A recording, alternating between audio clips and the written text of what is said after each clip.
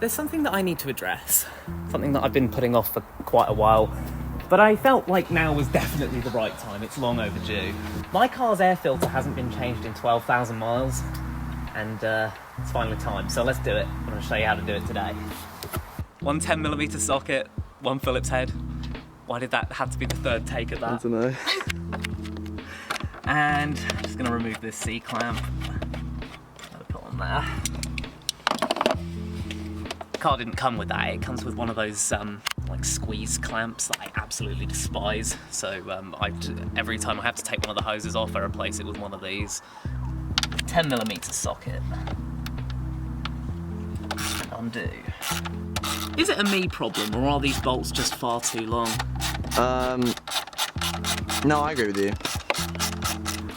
Now, changing an air filter is actually quite easy. It's one of the easiest jobs you can do on a car, especially yourself.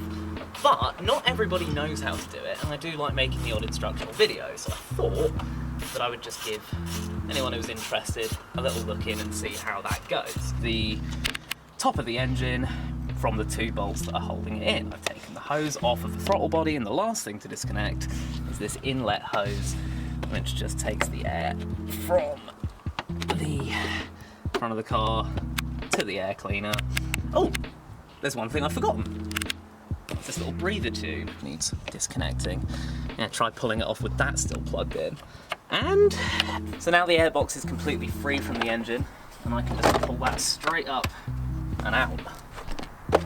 So, it's different for pretty much every single make and model, but on mine, it's a Torx T25 bit and all of these little bolts to actually pull the airbox apart to get the filter out.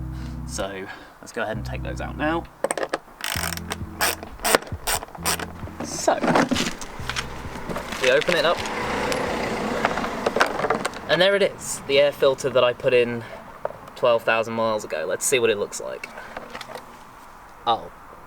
That's quite clean, actually. Yeah, it's not that bad. That's... Right, so I think most of you would agree that I probably don't need to change that, but here's the new one, and we're going to put it in anyway, because, well, I bought it now, so just pop it in there. That doesn't seem quite right. Hang on, I've got to make sure it's in there right. I'm trying to be professional about this. So putting it back together is kind of just a reverse of the removal. Engine cover meet engine cover. Somebody's been a bad engine cover. Now here's a little piece of advice for you that I wish somebody had told me when I was a young mechanic.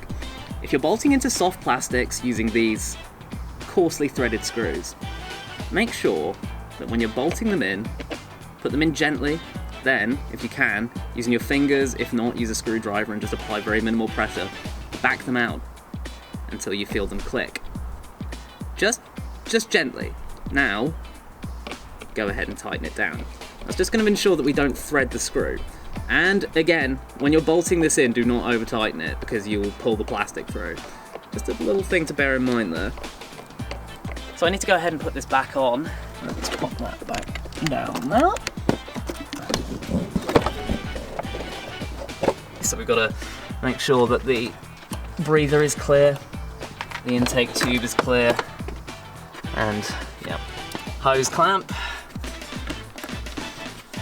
Do they now? Breather. Hardly know her. And lastly, the intake tube, which just goes in like that. I think we'll button it up with these two 10mm bolts at the top. They go into their screw posts and tighten them down. One thing you should pay attention to is that these two 10mm bolts on my car sit on top of rubber grommets.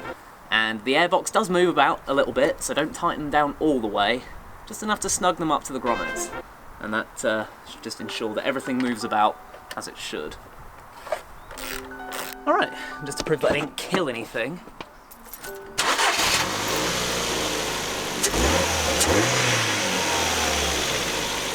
Heavy flywheel. So it sounds exactly the same, but that's kind of the point. It's maintenance, it's not an upgrade.